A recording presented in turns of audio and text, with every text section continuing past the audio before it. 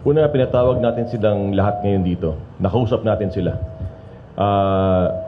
We issued a motu proprio investigation. We ordered a motu proprio investigation of this matter. And we will still proceed with the case.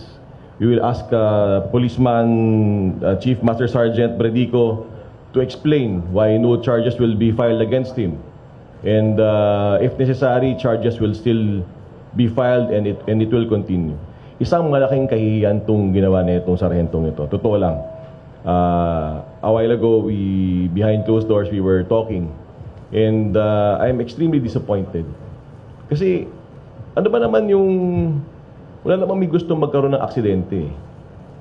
Pero ano ba naman yung nagpakumbaba na lang tayo na nagsabi na lang tayo ng sorry at dahil tayo naman ang may kasalanan. Di ba? Ano ba naman yung gawin mo na lang yun? Hindi. Tayo pa yung mayabang. Ito mo sarhentong ito ang nagmatikas pa.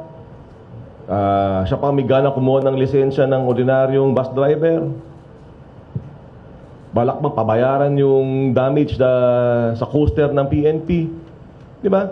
Kung hindi pa nilabas yung CCTV na nag-swerving siya ng 4 lanes mahigit, hindi tayo abot ngayon dito. It pains me. Totoo lang. It pains me a lot. We will not allow abuses to happen. And we will call a spade a spade. That's why we are here. Buti na lang nagguminga ng pasensya. Buti na lang talaga. Pero it doesn't make... Alam mo, totoo lang. Nagalit na ako kanina eh.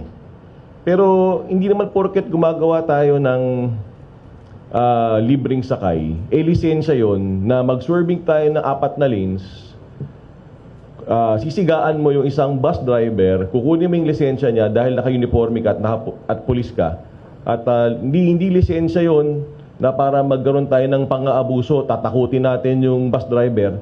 At lalong hindi dahilan yung libreng sakay para singilin mo yung bus driver doon sa damage na nangyari doon sa coaster ng PNP dahil ikaw naman ang may dahilan kung bakit nagkaroon ng banggaan. Kaya hindi pwedeng hindi mangyari itong araw na to. We will call it out as we have done. And itong nangyari dun sa ating bus driver ay yung paniningil ng pulis na ito ng di umano'y danyo sa damage dun sa coaster ay hindi natin papayag.